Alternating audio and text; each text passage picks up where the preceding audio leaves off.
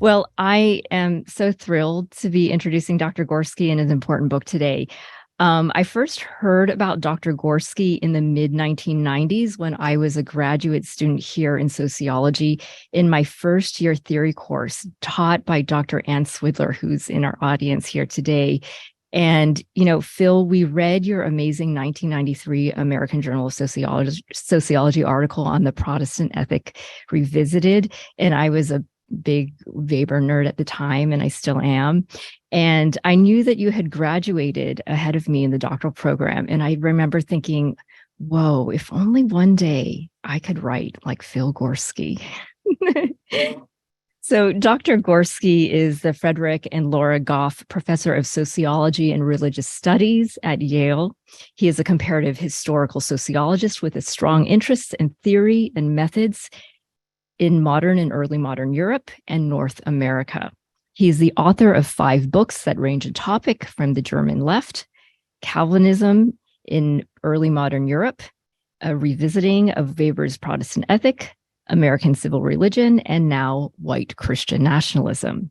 He's edited 3 books, one on Max Weber's Economy and Society, one on the post-secular, and one on Bourdieusian theory. He was also the co-PI of a significant grant from the John Templeton Foundation that examined human flourishing and critical realism in the social sciences. And as I mentioned earlier, Dr. Gorski received his doctorate at UC Berkeley in sociology and is a product of our great sociology department. So welcome home, Phil. So I can think of no one better than our own Dr. David Hollinger to respond to Dr. Gorski today. Dr. Hollinger is no stranger to most of us. He is the Preston Hotchkis Emeritus Professor of History at UC Berkeley. He's the author of 12 books on topics such as American intellectual history, American Protestantism, and religion and ethnicity in the US. His most recent book is published in 2022 is Christianity's American Fate: How Religion Became More Conservative and Society More Secular. If you'd like to learn more about Dr. Gorski and Dr. Hollinger's latest books, you can read a recent article in the February 9 issue of the New York Review of Books, where both books are reviewed together in an article on Christian nationalism. Now, before I turn the mic over to Dr. Gorski, I'd like to thank the wonderful staff at the Berkeley Center for the Study of Religion and the Social Science Matrix for making this event possible. Patty Dunlap, Beck Sussman, Victoria Jashib, Chuck Kapelke, and Eva Seto. Today's talk is part of the Berkeley Center for the Study of Religion speaker series on race, religion, American democracy, and the American dream, as well as the Social Science Matrix book talk series. We are grateful for the co-sponsorship of the Department of Sociology and the Berkeley Center for Right-Wing Studies.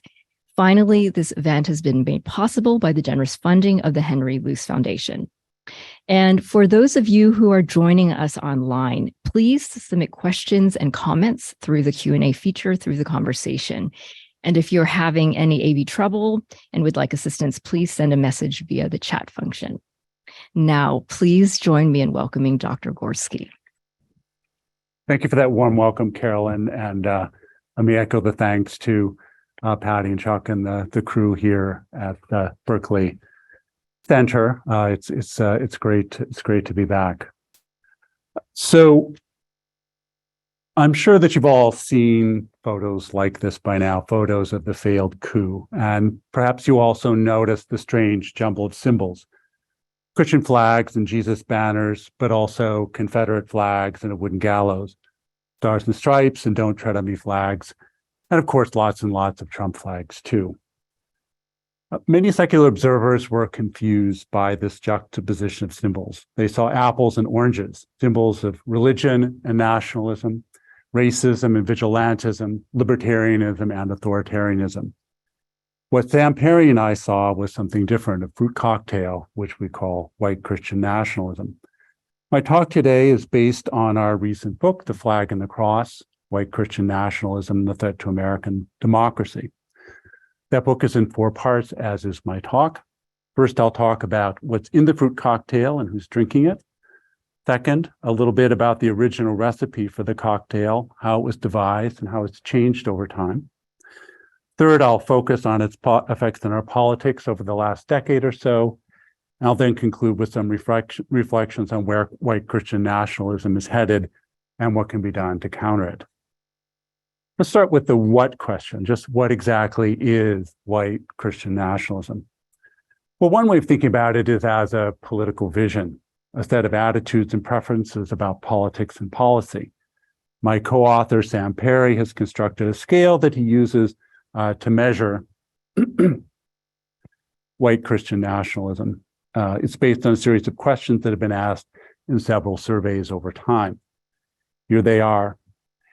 In a study released a few months ago, Robbie Jones of the Public Religion Research Institute, in cooperation with the Brookings Institute, constructed a similar scale using a more carefully targeted set of questions. So just how many white Christian nationalists are there, and who are they? In an earlier book with Andrew Whitehead, Perry divided survey respondents into 4 categories based on their scores on the Christian nationalism scale. They found that almost half of Americans partly or strongly affirm Christian nationalism. Jones's estimates, you'll see, is somewhat lower, around 30%. Is white Christian nationalism just another way of saying conservative white evangelical? No. Here's Jones's breakdown by religious traditions, quite similar to the ones that Perry and I constructed. As you can see, not all conservative white evangelicals are white Christian nationalists, and many non-whites and non-evangelicals embrace white Christian nationalism to some degree. To this, I would add another finding by the political scientist Ryan Burge. Many non-churchgoers and even some non-Christians now identify as evangelical. So the crucial takeaway is this: Christian nationalism and white evangelicalism overlap a great deal, but they are not the same. And evangelicalism is increasingly a political as much as religious label. So just what do white Christian nationalists believe? Obviously, they believe that America is a Christian nation, or at least that it was and should be again. They also believe in a strong military. They support the police. They want law and order, but they also oppose gun control, and they're against government regulation, including mask mandates and vaccination requirements. And they're for free market capitalism and against government handouts, at least to people different from them. But what does any of this have to do with Christianity?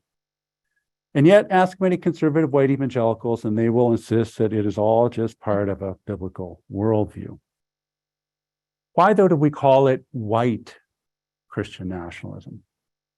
Because Christian nationalism is strongly associated with various indicators of racial animus and opposition to non-white immigration, and also with a strong sense of racial grievance and white identity. That is, a combination of religious and racial identity. So that's my first pass at the what question. Let's now turn to the when question. That is, when did white Christian nationalism first emerge? The short answer is 1690, not 1990, 1690. White Christian nationalism long antedates the rise of Christian evangelicalism and the Christian right. Before I explain why, let me take a second pass at the what question. One can also understand white Christian nationalism as a deep story in my fellow sociologist Arlie Hochschild's sense. That story goes something like this. America was founded as a Christian nation. The founders were Orthodox Christians. The founding documents are based on biblical principles, maybe even divinely inspired. America is in any event divinely favored, hence its power and prosperity. But America is also threatened today by non-whites, non-Christians, non-Americans. On its soil, on its borders, it must be kept white and Christian, or made so, and by whatever means necessary. Now, for some Americans, the story is quite explicit. Crack open the history textbooks used by many Christian homeschoolers, and you'll find it right there in black and white. And if you're not a reader, you can attend one of Michael Flynn's Revive America rallies. For others, though, the deep story remains implicit. It just goes without saying that white Christians built America. Now, the deep story and the political vision are connected.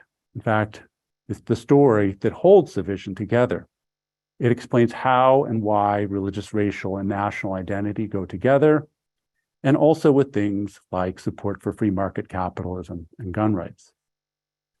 As I said, the deep story is an old story, in a sense as old as the Christian Bible itself, or rather a certain Puritan Protestant reading of it. 3 readings of 3 stories, to be precise. We call them the Promised Land story, the End Time story, and the Racial Curse story. In the Promised Land story, the New England Puritans imagined themselves as New Israel.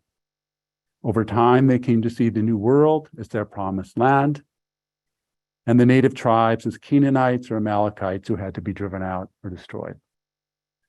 In the End Time story, the Puritans' wars with the Native Americans were recast as a cosmic struggle between the forces of good and evil, the denouement of the eschatological drama in which God's new chosen people confronts hordes of, quite literally, demonic others. Finally, in the Racial Curse story, Noah places a curse on one of his 3 sons. Ham's descendants bear a mark on their body, a black mark. They are condemned to perpetual servitude. And of course, where do Ham's descendants settle down? Why, in Africa, of course, which is why Africans are marked with blackness and why it is God's will that they be enslaved. By 1690, the 3 key ingredients of white Christian nationalism were ready to be mixed together. And the original mixologist was none other than the famous Puritan divine Cotton Mather. His ecclesiastical history of New England remains, in a sense, the urtext of white Christian nationalism, the original recipe. Now, like other fairy tales, the deep story has been told and retold over time and comes in many different versions. Who counts as white?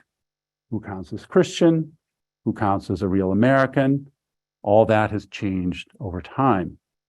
And Perry and I sketch out these changes in some detail in the flag and the cross. But for now, I'd like to move on to the third question, the how question, as in, how does it work, especially in our contemporary politics? Well, when white Christians make claims on other Americans, they do so in the name of national unity and solidarity. But when racial and religious others make claims on white Christians, they are refused in the name of individual rights and personal accountability. In other words, heads whites win, tails everyone else loses, in a phrase, freedom, order, and violence. Perry and I call this the holy trinity of white Christian nationalism. Freedom and rights for people like us, order, gender order, racial order for everyone else, and righteous violence for anyone who steps outside of the lines. Let's take a quick look at contemporary politics to see how this works. Remember the Tea Party? It all started on February 19th, 2009, when Rick Santelli, a financial reporter with CNBC, delivered a viral rant from the trading floor of the Chicago Mercantile Exchange.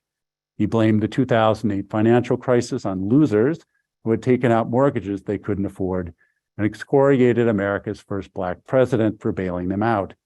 He then called for the formation of a new Tea Party to resist federal taxation and defend individual rights. Freedom, in other words. At first glance, this sounds secular and libertarian, but here's the thing. As academics and journalists began researching the Tea Party supporters and organizations, they found that most Tea Partiers were older white evangelicals, and that well-known evangelical political activists, such as Ralph Reed, were centrally involved. More, religion was also raced. Tea Partiers were generally opposed to non-white immigration. Indeed, some Tea Party groups even emerged out of white vigilante groups patrolling the southern border. Now let's shift our focus to the MAGAverse. In his 2017 inaugural address, you'll remember perhaps that President Trump promised that the American people would take back their country, that they would band together around Christianity, that they would start winning again and saying Merry Christmas again, and bring Christianity back because it's a good thing. They would also put America first, restore law and order, build a great wall around the nation to keep out criminals and illegals, and institute a total ban on Muslims. Sure sounds a lot like white Christian nationalism. And indeed, one way of understanding Trumpism is as a reactionary and secularized version of white Christian nationalism. Reactionary in the sense that it abandons the polite rhetoric of colorblindness and American exceptionalism in favor of openly racist language about blood and violence. And secularized in the sense that apocalypticism gives way to catastrophizing. And good and evil are now replaced by friend and foe. It's sort of Carl Schmitt for the uninitiated. But just as the Tea Party's libertarian facade hid white Christian nationalism, so too does Trumpism resonate with the holy trinity of white Christian individualism, the holy trinity of freedom, violence, and order. We all know that Trump is a master of verbal violence. He uses words as weapons to wound his opponents and intimidate his rivals. Crooked Hillary, Sleepy Joe, Lion Ted, Little Marco. We're still working on something for DeSantis. Of course, he is not above threatening or inciting physical violence. He did so on the campaign trail and on January 6th, and it appears that he has engaged in physical violence against women and on more than one occasion. Now for freedom. When criticized for his intemperate speech, the insults, the threats, and the profanity, Trump and his supporters style themselves as defenders of free speech and opponents of cancel culture who dare to be politically incorrect.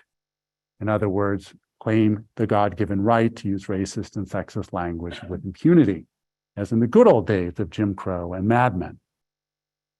Finally, order, by which I mean racial order. Trump's response to Black Lives Matter was to call for law and order, which is to say white male violence, police violence, vigilante violence, even military violence. His response to white male violence was unrepentant words about very fine people and patriotic Americans. Let me conclude with some thoughts about where white Christian nationalism is headed. The short answer is in an increasingly alarming and anti-democratic direction. Paradoxically, maybe in a less racist and more nativist one too. To see why, let me begin by showing you some images from January 5th, the day before the failed coup. These are scenes from a sort of pre-rally that took place in Washington, D.C. that day, the so-called Jericho March.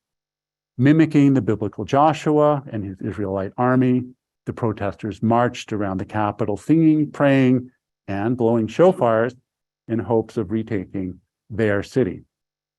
They understood themselves to be engaging in spiritual warfare against demonic forces that had taken possession of the Capitol and its occupants.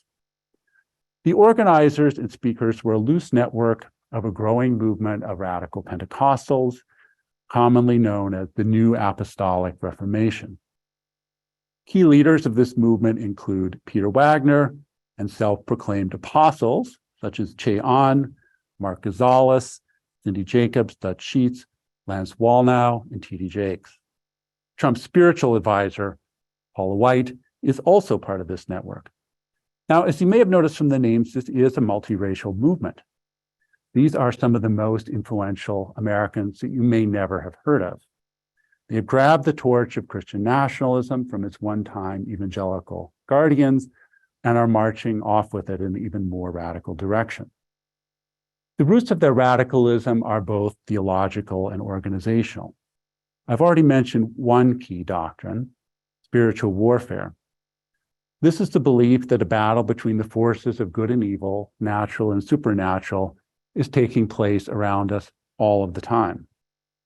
That demonic and satanic agents can and do take possession of specific people and places, Nancy Pelosi, the US Capitol, for example, and that Christians can and must combat them with spiritual weapons like prayers and shofars and perhaps more. The second key doctrine concerns the so-called Seven Mountains Mandate, and this may be the most viral meme that you've never seen.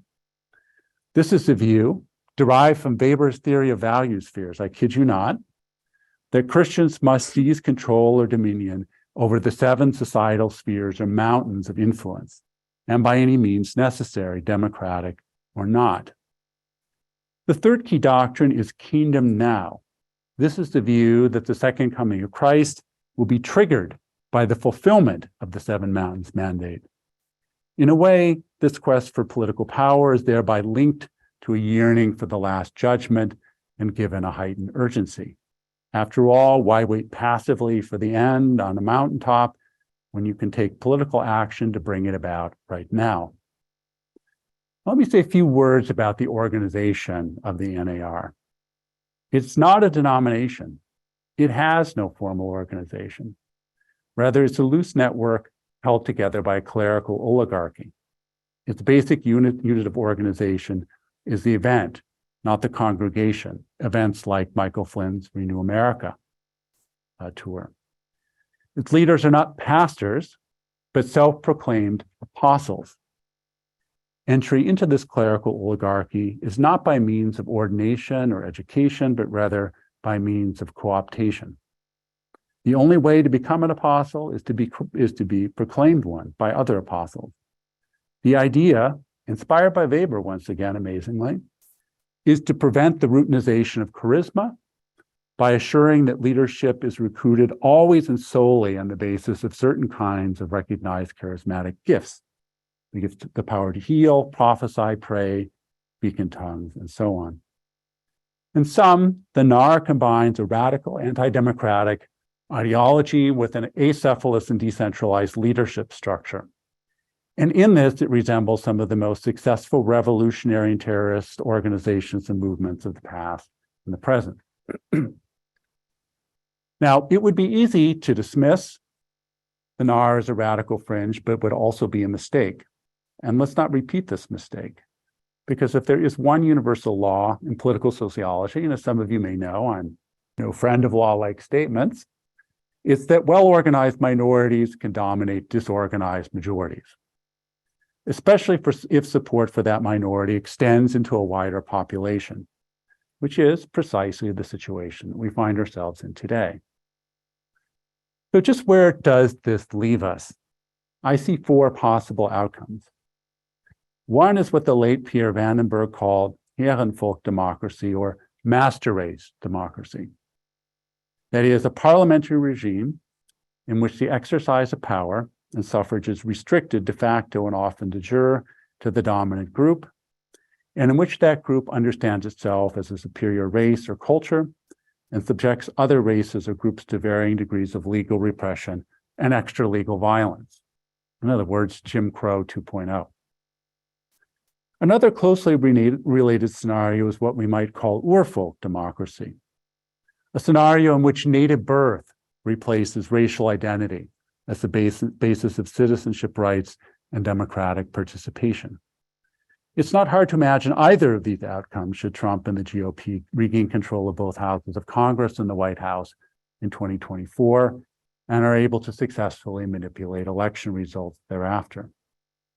This, of course, is not the only possible scenario. There are at least 2 others. One is the mere survival of liberal democracy, which is to say the status quo ante since the civil rights movement and the civil rights laws of the mid-1960s. The second is the achievement, at last, of multiracial democracy, a nation of nations and a people of peoples in which these rights are enforced and extended and historic injustice is recognized and perhaps even recompensated. Which of any of these 3 scenarios will become reality is, of course, hard to say. Historical outcomes are highly contingent, which is why social scientists are notoriously bad at prediction. This much is certain, though. Much will depend on the choices of American Christians and their leaders, but also on those of secular progressives and their leaders. America is at a crossroads. It has been there before and more than once. To the left lies a path towards multiracial democracy. To the right, a path towards continued white dominance. In the past, America has sometimes turned left for a time, only to veer sharply back to the right. This is what happened in 1787, in 1877, and again in 1968, when it incorporated slavery into the Constitution, turned the South over to Confederate redeemers, and chose law and order over civil rights. Each time, the country took 2 steps forward, then 1 step backwards. Which way will America turn this time? The answer will depend on the choices Americans make in the coming years. Will conservative white Christians accept their new minority status, or will they attempt to cling to power by means of minority rule? In short, will they choose democracy or power? And what of secular progressives? Will they make room for people of faith in their vision of a multiracial democracy? Will they accept religion as an element of diversity? Or will they instead fulfill conservatives' worst fears about progressive attacks on religious freedom? For my part, I hope America will finally take the road towards an inclusive multiracial democracy. Thanks. Can you hear me?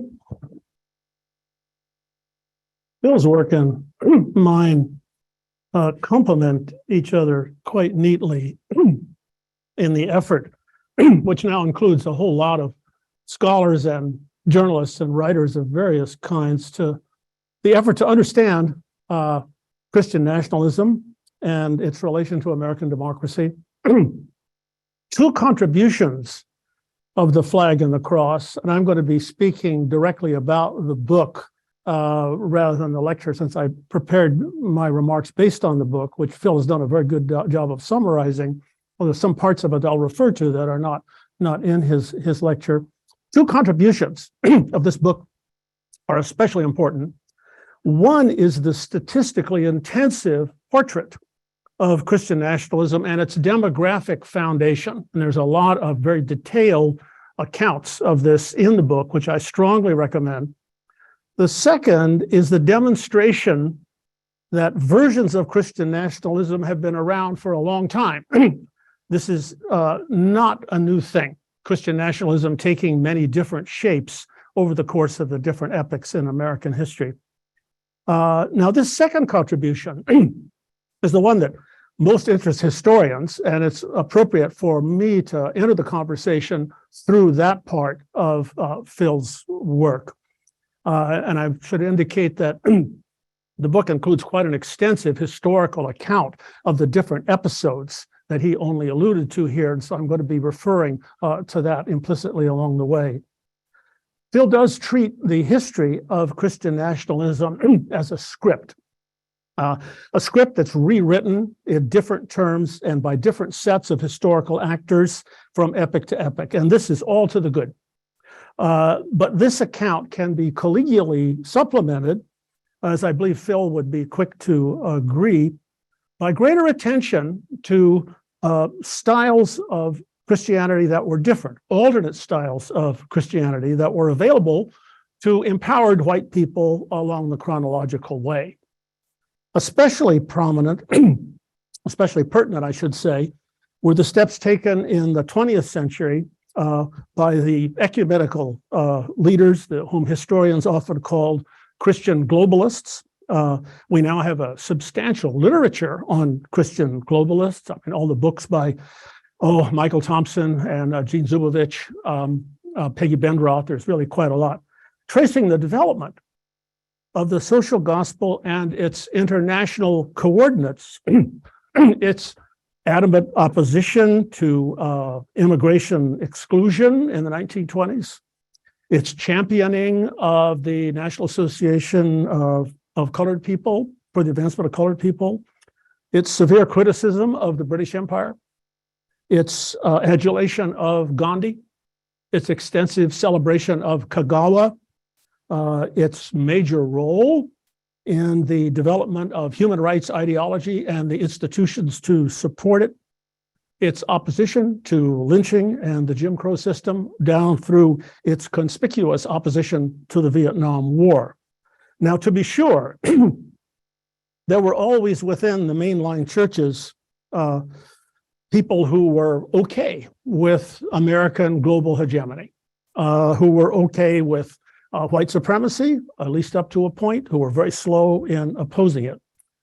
But if we look at the entirety of white America during the half century between about 1920 and 1970, the ecumenical Protestants were way out front of most others, especially out front of the evangelical Protestants, in supporting causes that went against Christian nationalism. White Americans had a choice. Those who gravitated toward Christian nationalism were rejecting an alternative that espoused a more inclusive gospel and a more pluralistic nation. This alternative was easily available and was led by people who were just as white as Billy Graham. Taking account of this part of American history is important for those of us that are concerned with the issues that we're discussing today. It's important for in two closely related ways. Taking account of this part of American history is important first because attention to the religious choices made by successive authors of the Christian nationalist script can enhance our understanding. I guess as I put my hand on my manuscript, I'm reminding us of the wonderful slides that Phil has given us. I'll try not to do that. So I'm saying that one value of our attention to these other voices is that it can enhance our understanding of the distinctness of Christian nationalism and can inoculate us against the mistake of conflating Christian nationalism with the whole of American Christianity. Phil correctly complains that the 1619 Project can leave the impression that American history is almost exclusively a story of white supremacy, diminishing public awareness of the reality and power of contingency. But Phil's own account of the enduring core of Christian nationalism risks partaking of the same syndrome, leaving readers with the impression that the Christian project in the United States has been entirely captured by nationalism, a force so overwhelming that it reappears no matter what the historical conditions, and it controls the politics of religion in the United States. Second, attention to the history of religious choices can remind us of a range of potential resources for fighting Christian nationalism today. At the end of the book, Phil devotes 3 pages to what can be done, in which he sensibly calls for a united front embracing a range of religious and secular groups and individuals. But the book doesn't give us access to what such people have to offer.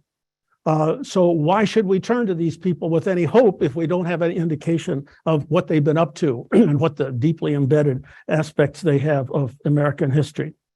So if we need to be reminded of the deeply embedded foundations of Christian nationalism, and certainly we do, and that's a good thing, we need also to be reminded that the United States is not without resources that are similarly deeply embedded.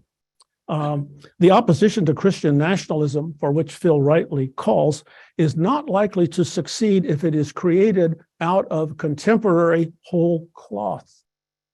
It's a good thing that Christian nationalism has been opposed as often as it has, because if we didn't have that part of our history with that set of historically bounded resources, we would be in even worse shape than we are now. To be sure, the old Protestant establishment, all those ecumenical denominations, the Congregationalists, the Methodists, Presbyterians, and so forth, they've been in steady decline for the last 50 years.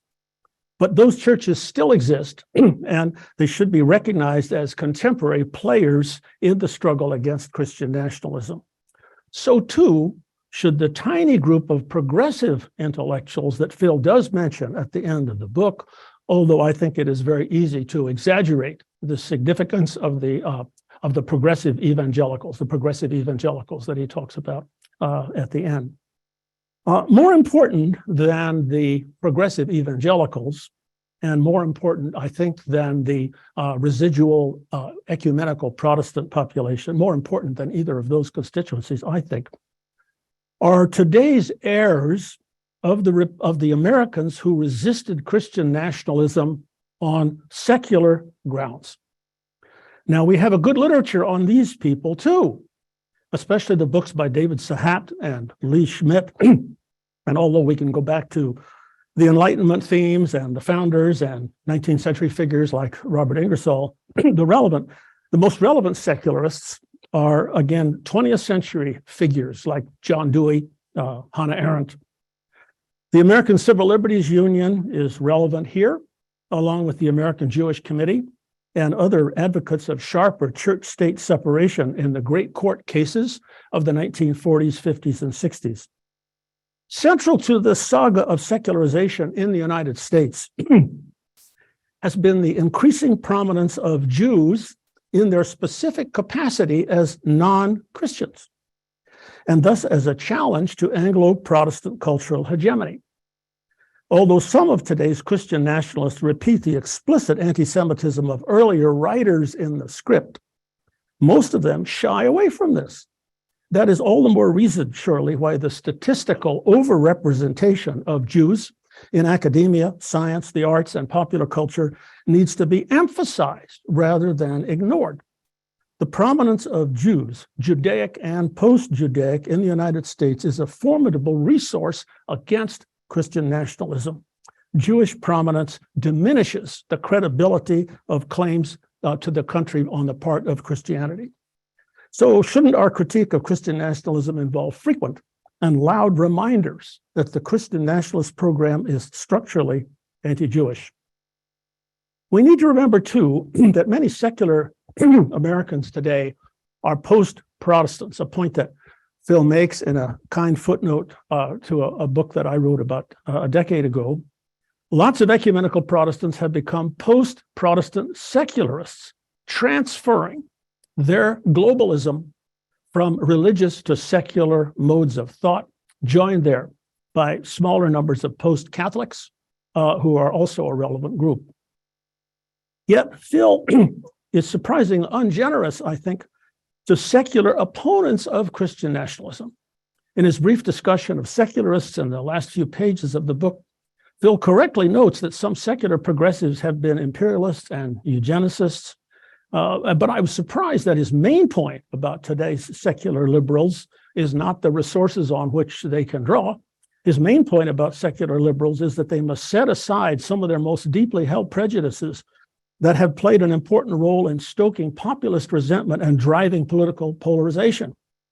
In what I find to be an uncharacteristic lapse into two-siderism, Phil sardonically mocks the deep story according to which a morally and intellectually advanced elite shepherds a backward and benighted mass toward prosperity and enlightenment. Well, arrogant snobs do exist, and they have a lot to answer for.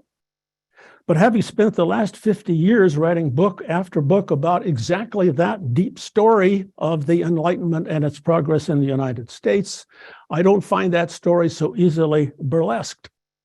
The Protestant accommodation with the Enlightenment is a huge and central saga in the history of the United States, and I hope I can persuade Phil to take a more generous view of it. And what is Phil's book, if not a signal example of the continuation in our own day of the precise story I have been writing about all these years? Phil is bringing evidence and reasoning to a discourse in which ignorance and willful obscurantism are prominent features. Phil and I are even better comrades than he realizes. Well, thank you very much for the kind and insightful words about the book, in particular for really kind of inventorying in such a detailed way the different groups and traditions that might flow into the sort of popular front against Christian nationalism that I'm calling for. I certainly appreciate your emphasis on the kind of deep imbrication of a certain kind of Protestantism and Enlightenment, and I think point which I've certainly learned from your work, David, about the deep genealogical connection between what we would broadly call secular progressivism today and liberal Protestantism. Sort of central values of equality, inclusiveness, pluralism, cosmopolitanism. I think that's all absolutely right. And I think in calling out a certain kind of technocratic elitism or snobism, I think really what I had more in mind there was the sorts of folks who are sort of on that little peninsula jutting south from San Francisco. Stanford people. Thinking more of Silicon Valley, okay. About the sort of kind of technocratic libertarians, in particular in its kind of anti-democratic form. I mean, that I would take as sort of the most extreme version of that, as opposed to kind of more egalitarian and inclusive versions of progressivism. But yeah, I'd very be grateful for questions. Yeah. Going across between the two of you, going back to these previous waves, you took us back to 1690. You do see different fluctuations, I think. So, if you look back to the 1930s, 40s, you have this powerful anti-Semitic movements, in the rise of Ku Klux Klan, Father Coughlin, neo-Nazis, and you didn't mention Nazis per se, although they were very powerful then and have resurged again, of course. And there seems to be a shift in the Christian response to it, because in a generation or two ago, the Protestants, particularly evangelicals, really hated the Catholics, and now they have seemed to have coalesced without so much of that. So I wonder if, as David says, emphasizing the prominence of Jews in the academy and other positions of prominence, isn't this like red meat to those groups? That's their big complaint now. The Jews have taken over everything, and we hear about George Soros every 5 minutes. So isn't there some issue there that we need to think about? Well, whether or not it's a good idea to emphasize the Jewish contribution to American democracy, I suppose is a question that one can take different ways. Generally, my view is that there's a lot of evidence that the United States is a more open, tolerant, diverse, democratic society because of the prominence of non-Christians. Now, the significance of Jews is that they're non-Christians, whether they're Judaic or non-Judaic. And if you look at the whole span of American history, when the Jewish immigration comes in the late 19th and early 20th century, this is the first time that you have a substantial population that doesn't at least have a Christian background. Sure, there's a lot of anti-Catholicism in American life and very widespread among these ecumenical mainline Protestants. But at least the Catholics, there's all this stuff about God and Jesus. And the Jewish population, it's different. So the threat to Anglo-Protestant hegemony and the advancement of secularism, and you find this especially in the 40s and 50s and 60s, all of these state church litigations are led by Leo Pfeffer, a guy whose name I misspelled. I called him in my book Leo Pfeiffer because I love Pfeiffer Big Sur State Park so much. So Leo Pfeffer, the counsel for the American Jewish Committee, he's the one that runs this. Now, he's concerned about the same issue that you raise, Bob.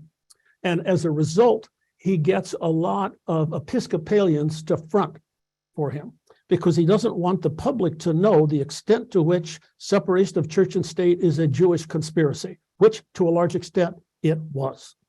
And a good thing too.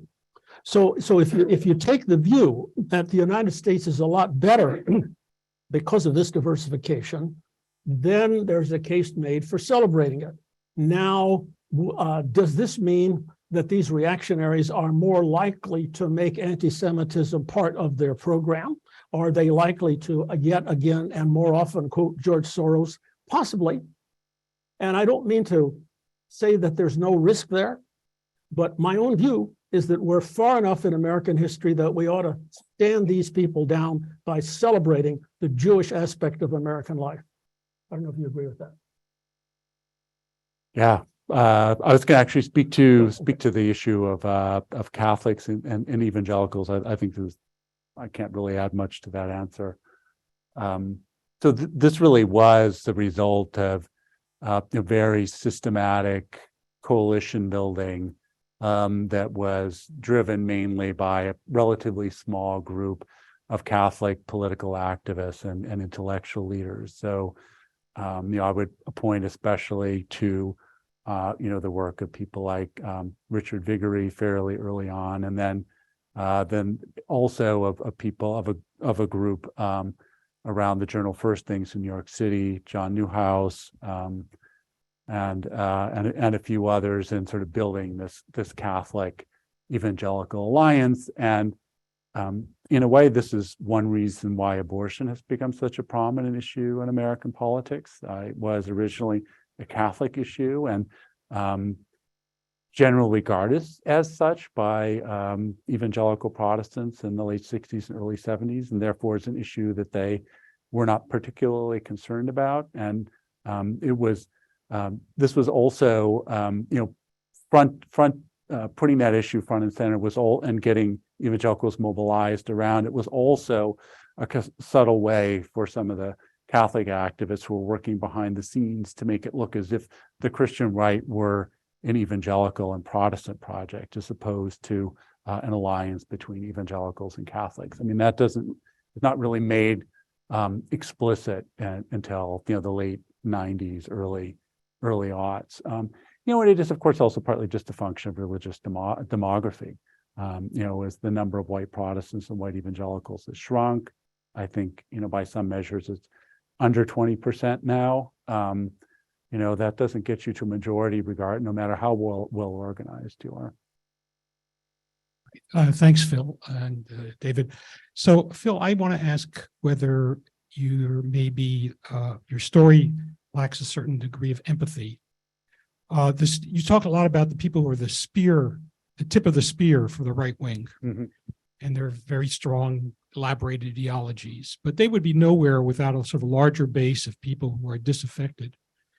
And I would just suggest the argument that those people, that is the base that enables the flamboyant leadership to thrive, have suffered great losses from their point of view over the last 50 years. They've lost economically, they've lost socially, they've lost culturally. Almost every front, the left or the secular left, has taken their children, has moved the culture, moved the media. So should we not try to understand the sort of sense of loss and sense of being beleaguered that provides a lot of the support for this right-wing movement? Sure, absolutely. I think, my view on this is that a lot of the folks who are being mobilized have every right to be angry. It's just that they're angry at the wrong people for the most part. So I certainly understand the impact that this has had on some rural communities. Much of my maternal side of my family settled in eastern Iowa and downstate Illinois, and so you look at these communities and what's happened to them since I was young. The family farms, the local factories, the mom and pop shops and restaurants. I mean, all of that's been wiped away, but I don't think it was wiped away by liberal college professors in Berkeley and New Haven. I mean, it was wiped away by deregulation and globalization, and that is, so I do totally understand their anger, and I suppose if I were a better person like Arlie Hochschild, I would be better at sort of climbing that empathy wall and portraying them in that way. But I suppose this book is there is no doubt that this book is a sort of a polemic. I mean, it is meant to be kind of a Cassandra's cry about what we see as a very serious threat to American democracy.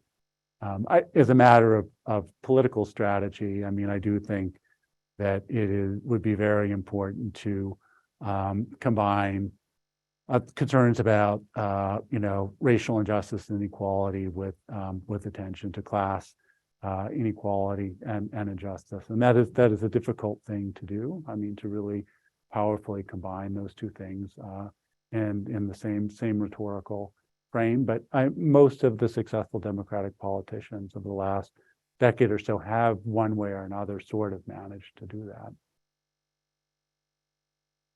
I'm going to turn to a question now from our virtual audience here, and this is about other groups, particularly Catholicism. So I'm going to kind of combine questions and then combine it with my own in a way.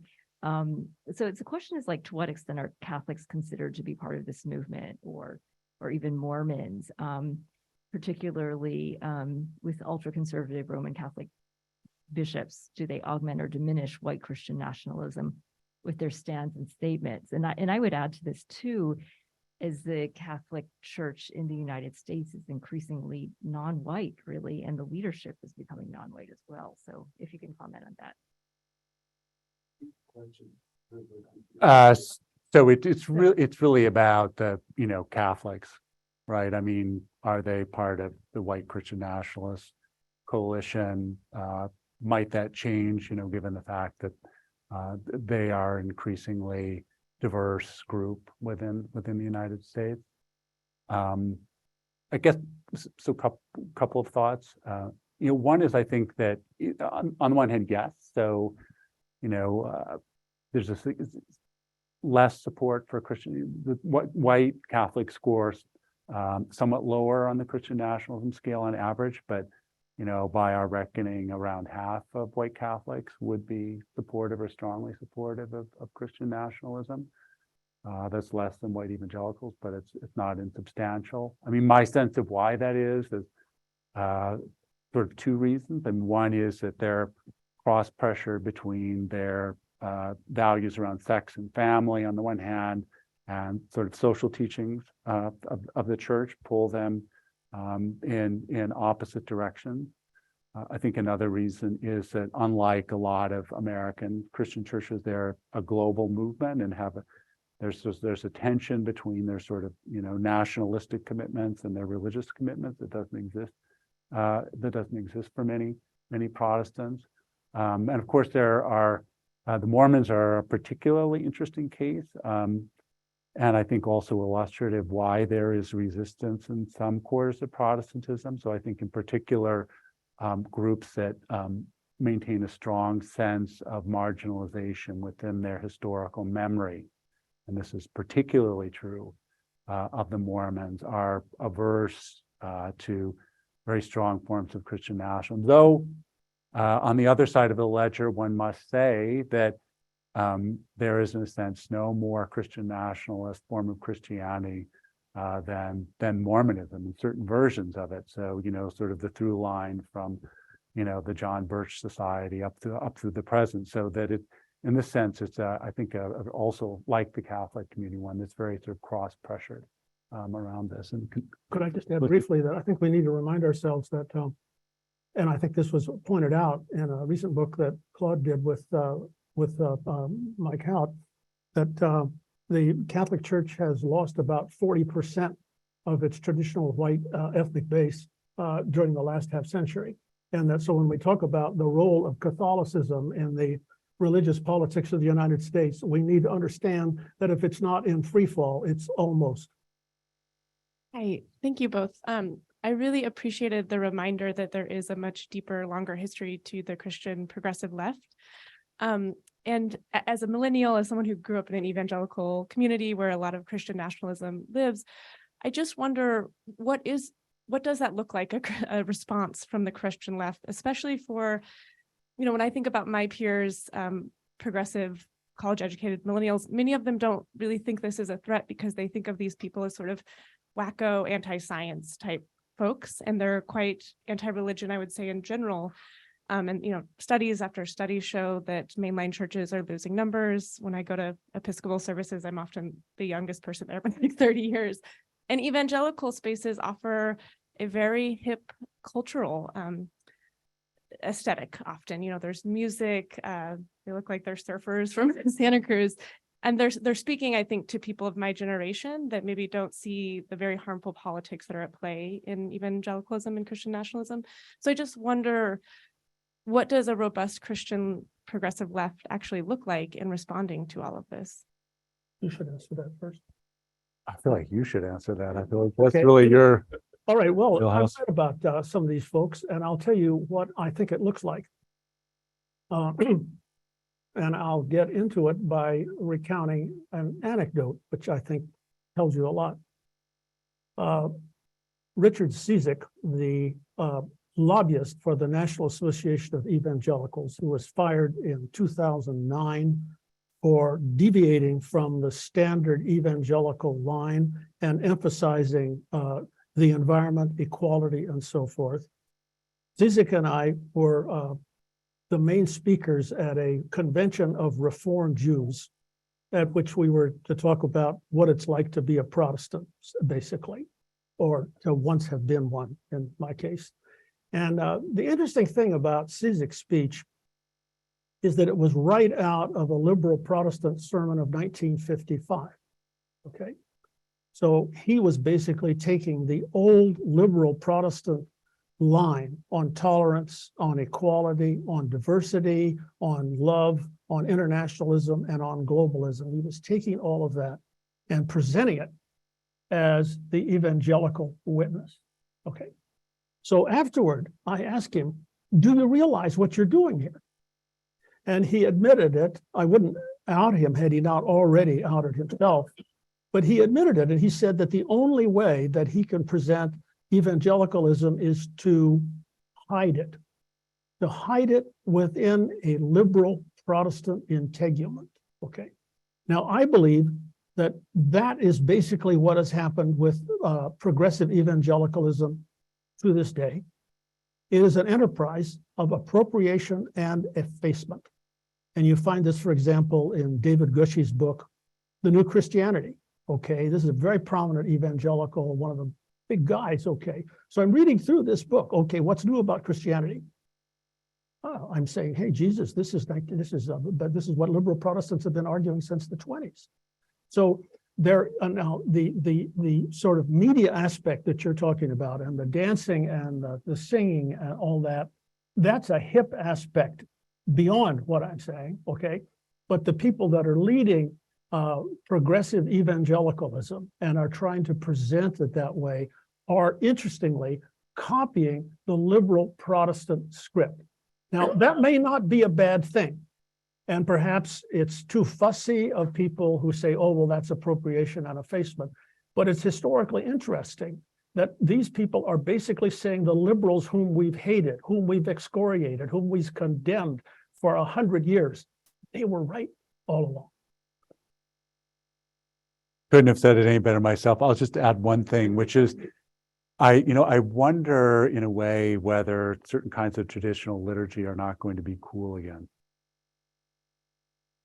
So that there may, again, this is, a prediction that might be completely off base, but so many younger folks are searching for this is sort of what authenticity means for many of these folks these days. And so, maybe suddenly, the smells and bells of an Episcopalian liturgy are going to be attractive again. Or traditional Methodist hymnology out of Charles Wesley rather than rock music. Yeah. I'll sign up for that.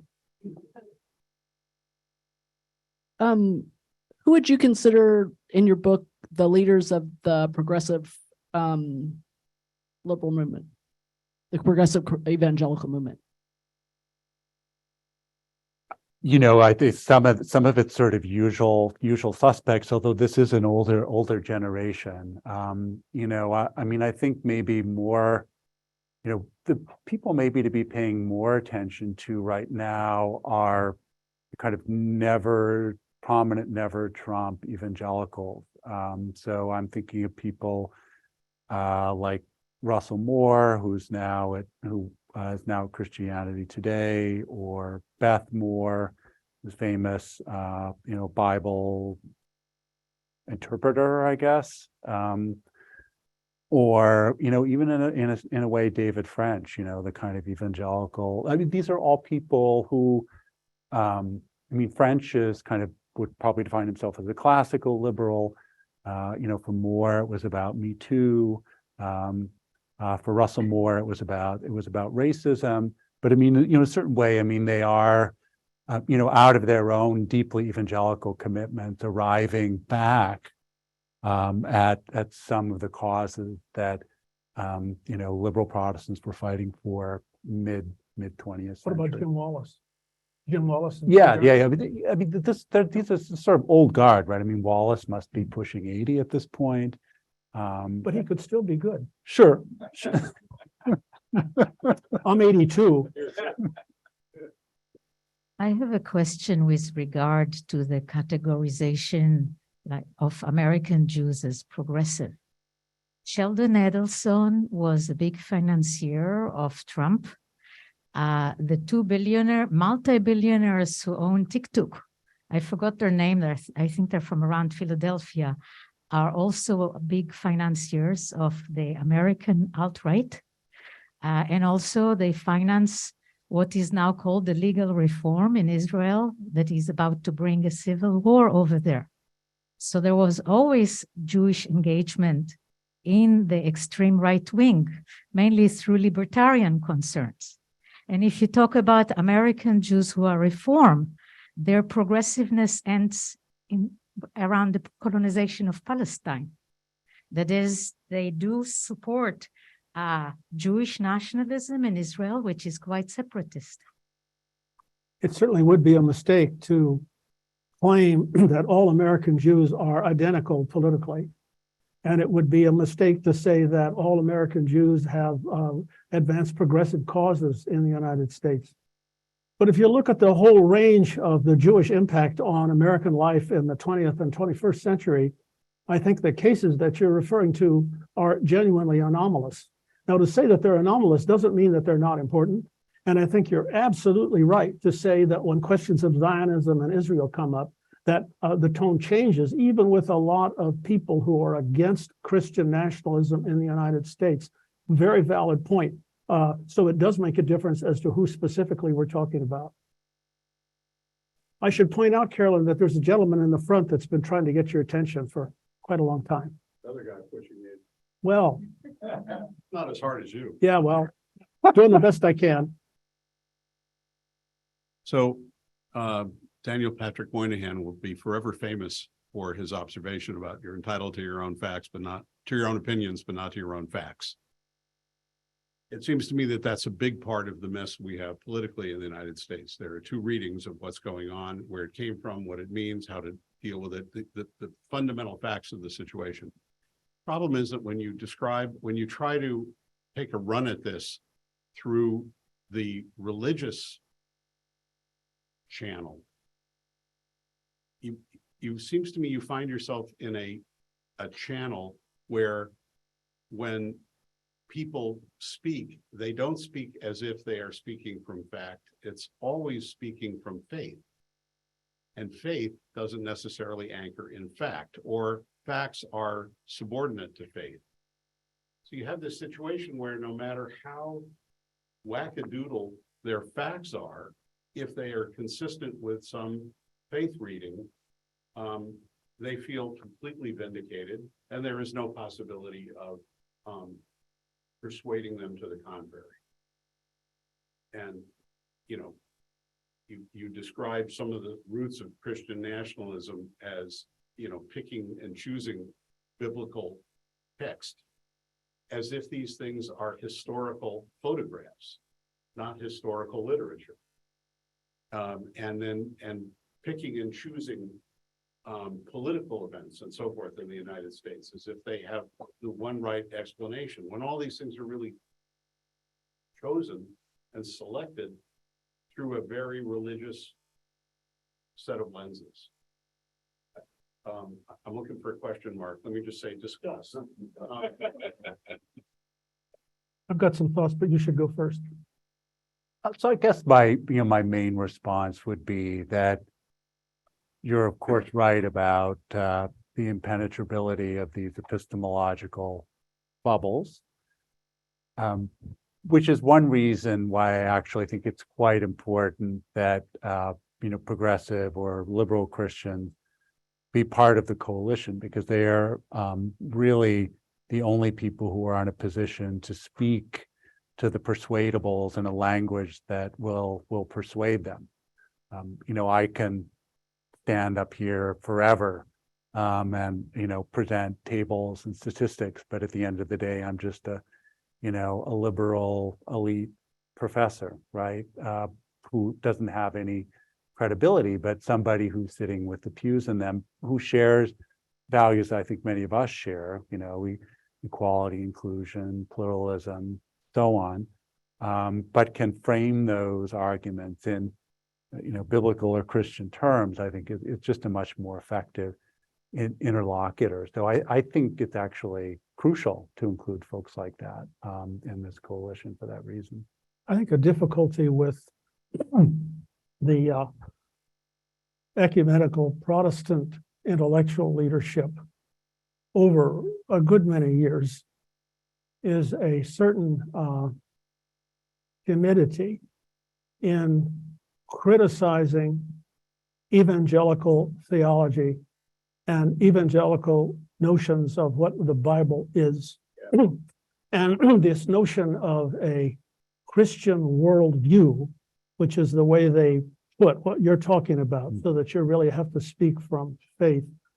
The liberal theologians are actually in a position to make some pretty good arguments against that, especially stressing the historical character of the scriptures and going against a lot of conventional evangelical ideas which do not engage the historicity of the scriptures and this fragments coming together. I mean, hell, there are 30,000 verses in the Bible created by different people in different historical circumstances, and the whole notion that this is somehow a single message is mystical claim, which ecumenical theologians are actually very good at dealing with if they're willing to. Now, I'm not quite sure what's going on there, but a big complaint that I make in this book of mine that Caroline mentioned at the start is that I'm suggesting that ecumenical Protestants could really help a lot in diminishing the threat of Christian nationalism if they would use their intellectual resources to undercut the theological presuppositions of Christian nationalism. And they have the tools to do it. Why are they not doing it? Well, I've written to various seminarians about this, and the impression that I got is that they're afraid if they tell the public what they really think about the Bible, that the number of members that they have will diminish even further. Now, I'm not sure that that applies to all of them, but there are a handful of these Protestant theologians that have actually gone out and attacked inerrancy, have attacked a lot of these quite hokey hermeneutic ideas that a lot of evangelicals have. But there aren't very many of them. And the big seminary establishment, I mean, the guys at Union and Chicago Div and Yale Div and so forth, have been very reticent about this. And one of the interesting themes in the new atheist literature, Dawkins and Harris and these guys, they actually go after the liberal Protestant intellectuals for tolerating evangelical ideas. And generally, the ecumenical Protestant establishment was harder on the new atheists than they have been on the evangelicals. And I think that was a mistake.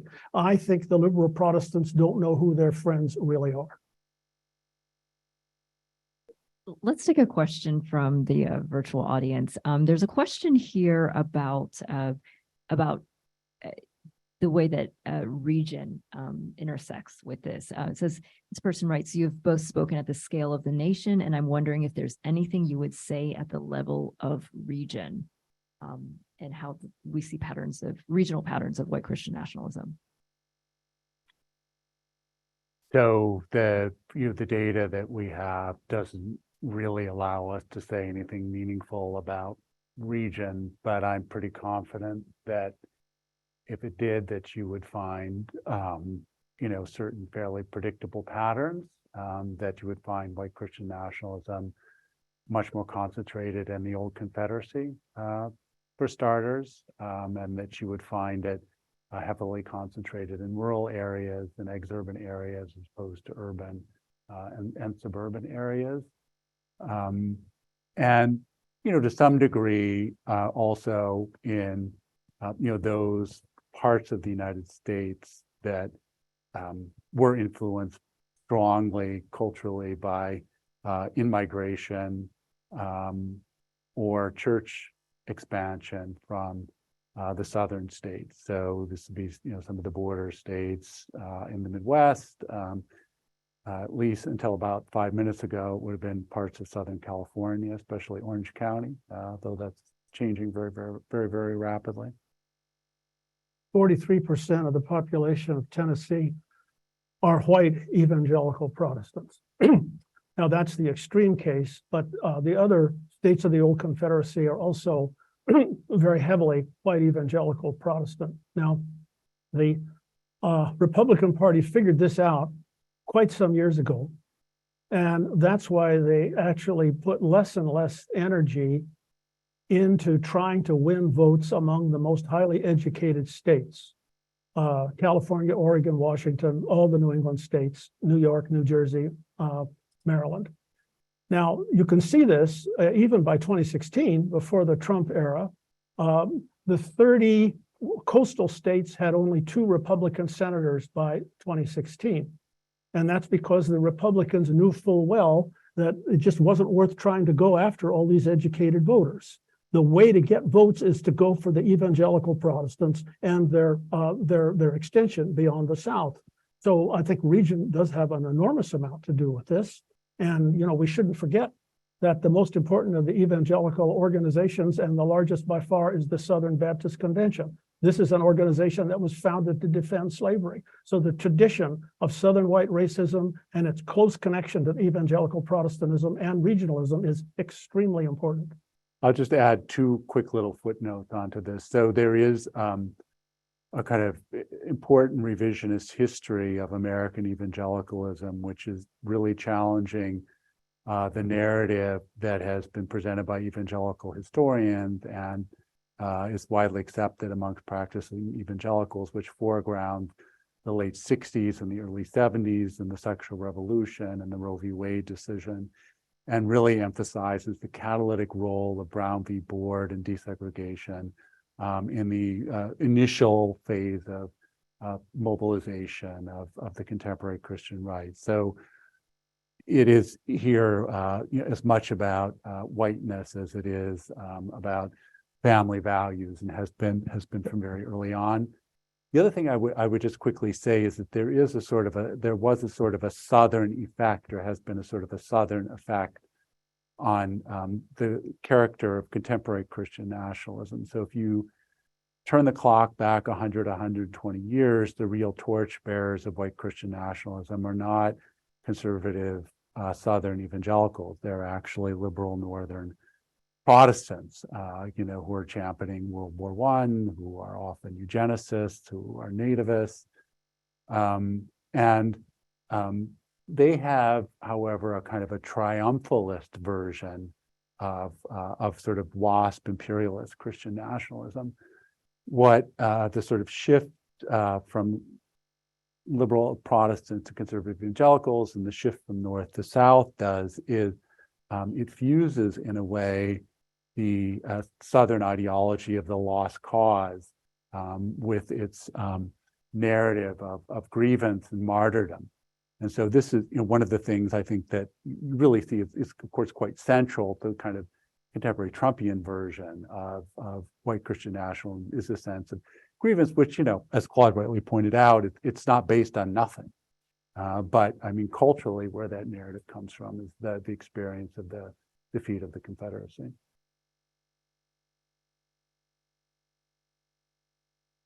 Thank you. Can you hear me? Yes. There is one of the picture that you showed was quite interesting, of the kissing of the cross.